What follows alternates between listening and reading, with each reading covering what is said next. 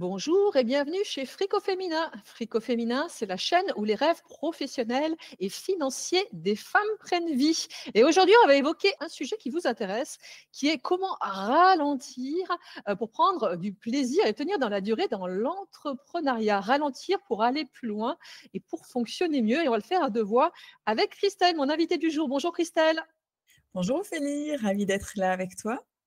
Mais avant de passer à cette interview, je vous invite à vous abonner à Frico Féminin, à nous mettre un pouce pour soutenir cette création de contenu et à télécharger votre cadeau dans la description, les 6 secrets de votre liberté financière.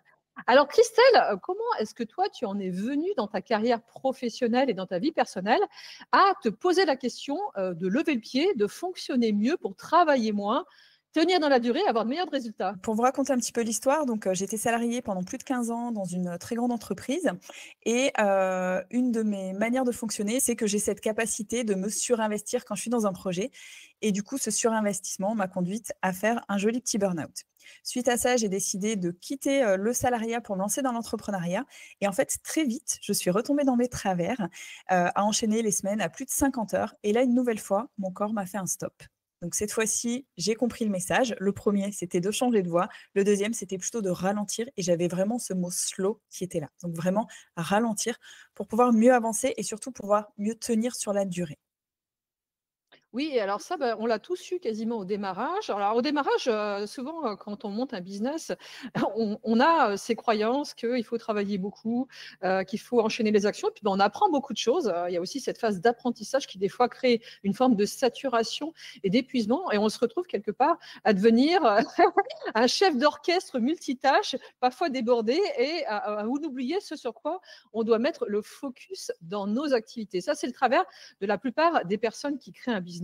Tu en es passé par là, j'en suis passé par là. La plupart des personnes qui démarrent en passent par là. Donc, si vous en êtes à ce stade-là, eh bien, souvent, ce qu'il faut, c'est justement se faire accompagner pour prendre du recul par rapport à tout ça, revoir toutes les croyances qu'on a vis-à-vis de soi-même pour pouvoir se focuser sur les bonnes actions. Mais n'ayez pas peur, justement, on vous accompagnera, on vous donnera les clés qu'on a trouvées nous pour réussir à aller à l'essentiel, justement, quand on lance un business.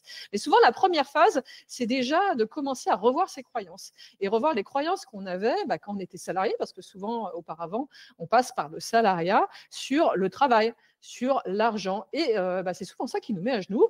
La première, c'est le fait qu'il faut travailler dur pour réussir. Mmh. Oui, je te rejoins. Moi, c'est vraiment une croyance qui était ancrée chez moi avec ce fameux, voilà, il faut travailler dur. On compte pas ses heures quand on se lance dans l'entrepreneuriat. Plus on travaille, plus on réussit.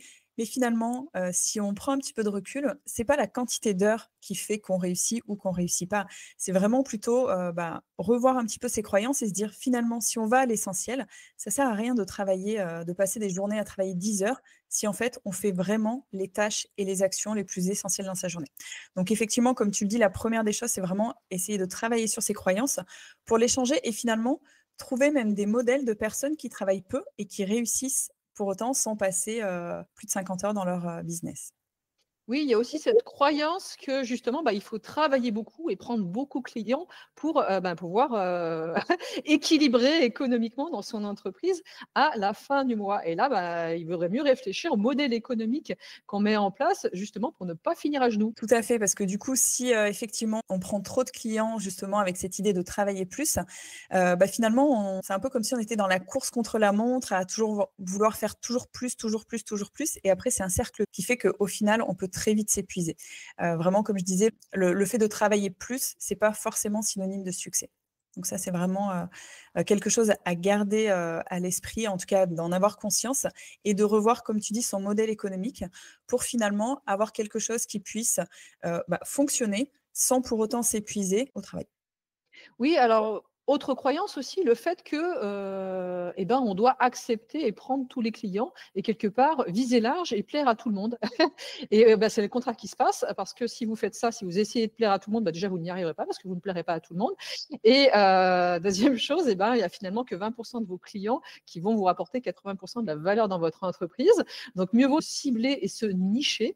En économie, c'est ce qu'on appelle la stratégie océan bleu ou la stratégie océan rouge. Si vous allez dans la concurrence et vous faites comme les autres et vous allez vous épuiser, ou vous vous spécialisez, vous trouvez un créneau complètement différent, vous innovez et là, vous maximisez la valeur dans votre entreprise. Et ça, c'est assez contre-intuitif.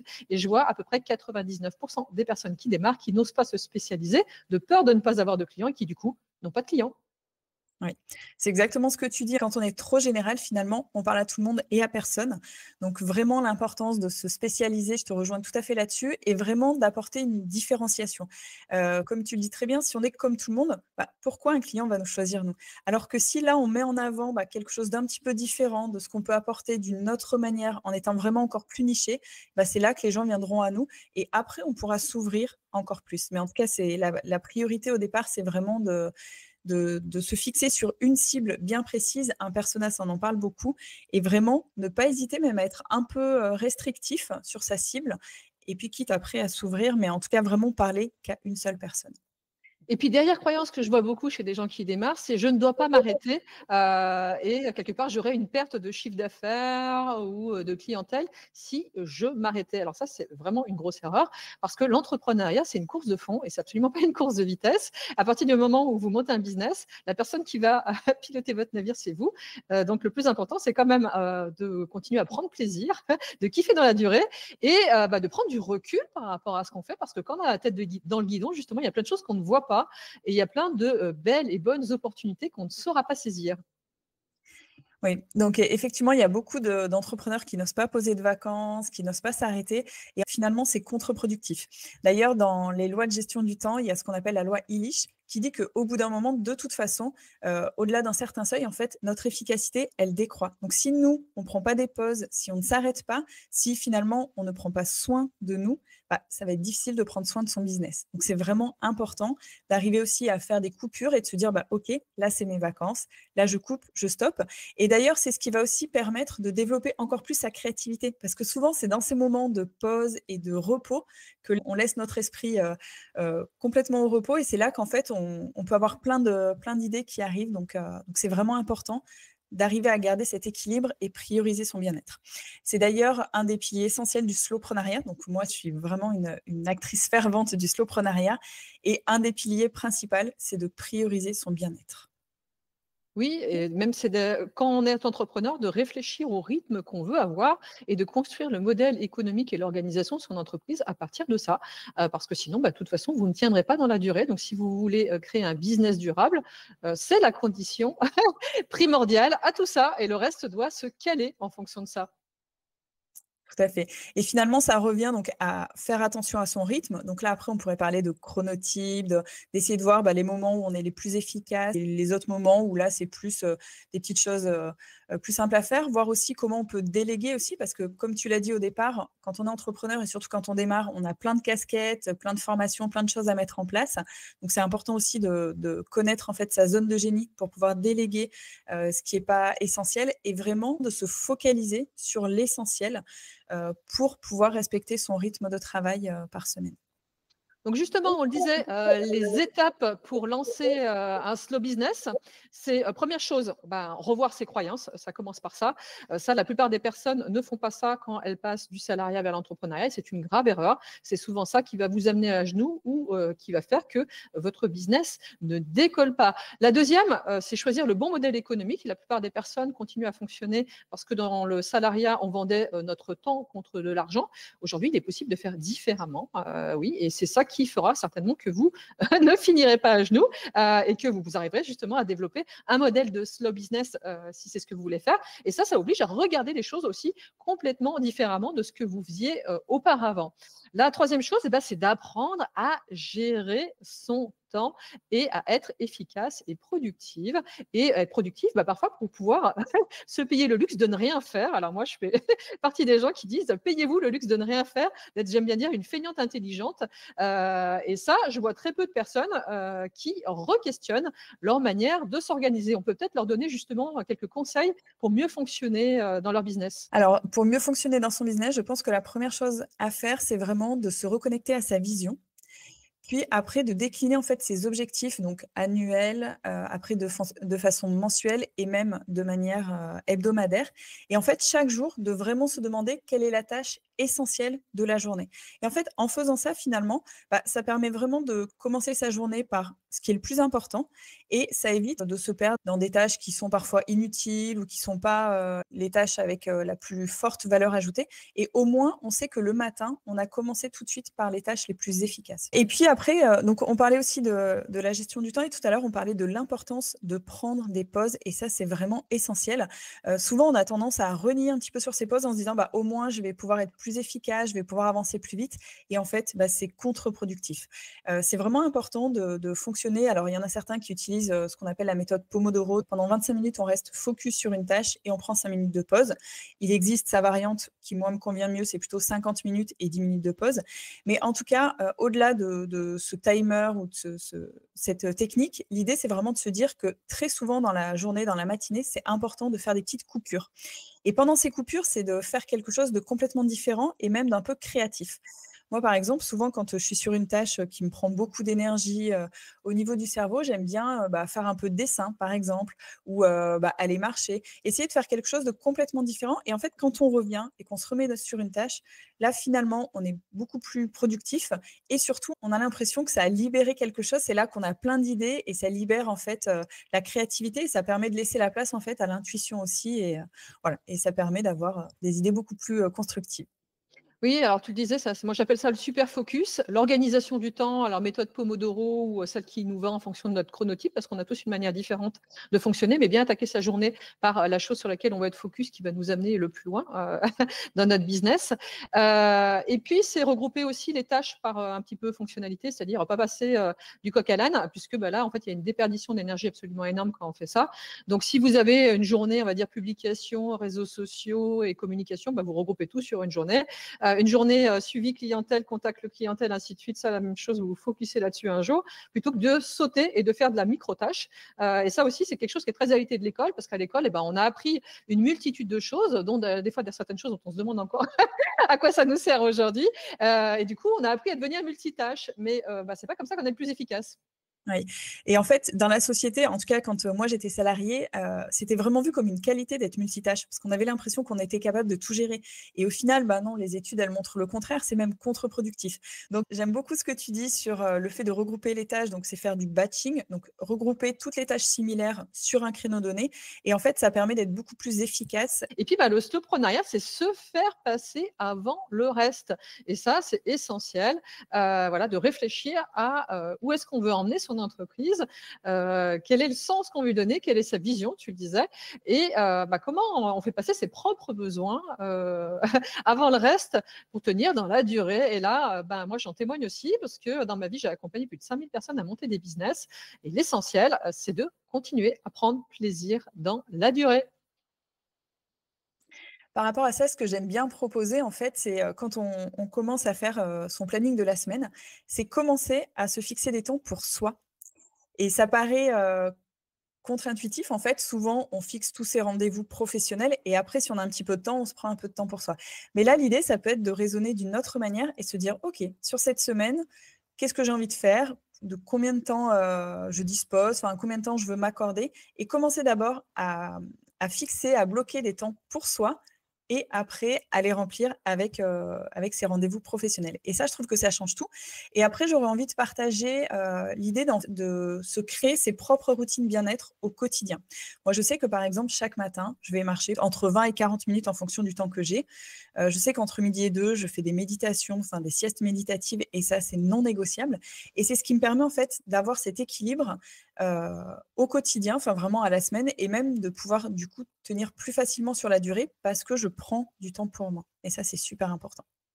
Oui, ça, c'est des conseils qui sont essentiels. Alors moi, je fais la même chose que toi. C'est ça qui me permet d'avoir une énergie intarissable dans mes différentes activités, qu'elles soient personnelles et professionnelles. Alors on le disait aussi, on a évoqué la question du focus. Donc c'est apprendre à dire non aux sollicitations qui ne nous amènent rien. C'est couper les notifications des téléphones, se donner des moments dans la journée où on répond et d'autres où on ne répond pas. Parce qu'aujourd'hui, notre attention, elle est essentielle aussi. Nos moments d'attention, ils ne sont pas illimités dans la journée. Et ça, il y a pas mal de personnes qui ne savent pas le faire. Et puis, dans son business, c'est mettre le point sur ce qui va rapporter à court terme, moyen terme et long terme et lâcher tout le reste ou déléguer les choses dans lesquelles on n'est pas bonne. Mmh mh. Alors, j'aimerais apporter une précision sur les interruptions justement. Donc tu parlais de notifications, de distractions et cetera et je suis tombée sur une enquête qui était très intéressante, qui explique que quand on est interrompu, en fait, dès qu'on se remet sur sa tâche, on perd entre 15 et 23% de temps, le temps de se remettre dedans et cetera et il y en a d'autres qui parlent de 20 minutes à chaque fois qu'on reprend une tâche et donc quand on a interrompu un certain nombre de temps, un certain nombre de fois sur sa journée, finalement, on perd énormément de temps. Et cette étude a été poussée un petit peu plus loin et finalement, sur un mois, ils se sont rendus compte que juste à cause des interruptions, on perdait jusqu'à 3 jours de temps de travail. Et quand on prend conscience de ça, bah, effectivement, je trouve ça super impactant et ça permet de se dire, bah, OK, comment je fais différemment? Moi, par exemple, quand je suis focus sur une tâche, je me mets en mode avion, par exemple, sur mon téléphone. J'ai des temps, comme tu le dis très bien, pour répondre aux mails, j'ai des temps pour répondre sur les réseaux sociaux, et cetera.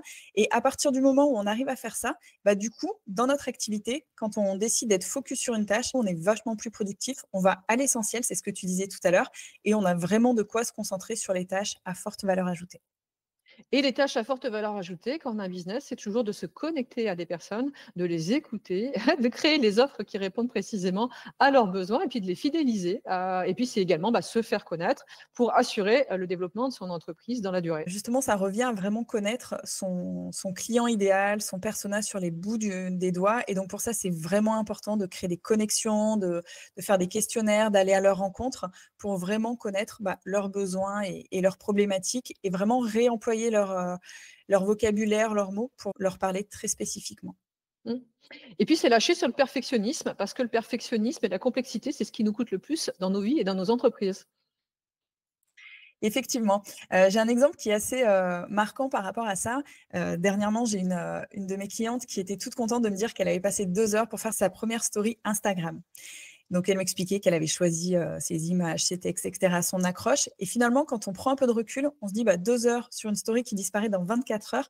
En fait, là, il y avait un niveau de perfectionnisme assez important et c'est ça l'idée de lâcher sur le perfectionnisme, c'est de se dire finalement: «Bah, pour telle tâche, je passe tant de temps». C'est définir un temps bien spécifique sur une tâche et se dire: «Bah, mieux vaut fait que parfait». Enfin moi, c'est un mantra qui m'a accompagnée pendant des années parce que j'étais une ancienne madame parfaite. En tout cas, j'essayais de l'être un maximum et finalement, le fait de se dire: «Bah, il vaut mieux que je le fasse et que je passe à l'action plutôt que d'attendre que, tout soit, parfait et finalement de rien faire et de rester bloqué». Eh bien, je suis sûre que tous ces conseils qu'on vient de donner vont en inspirer beaucoup à revoir leur mode de fonctionnement dans leur business et justement, lever le pied, en faire un peu moins et le faire mieux pour ralentir et développer beaucoup plus sereinement leurs activités. Du coup, Christelle, où est-ce qu'on peut te retrouver pour un échange de bonnes pratiques ou pour être accompagnée? Je suis Christelle Gibaud, donc vous me retrouvez sur LinkedIn ou sur Instagram où je suis assez présente sous Créative Épanouie. Je te remercie Christelle, et je vous invite, si vous ne l'avez pas encore fait, à nous mettre un pouce pour soutenir cette création de contenu et à me faire part, des questions que vous vous posez pour que je puisse organiser les prochaines interviews et les prochains sujets de fric au féminin et je vous dis à très bientôt.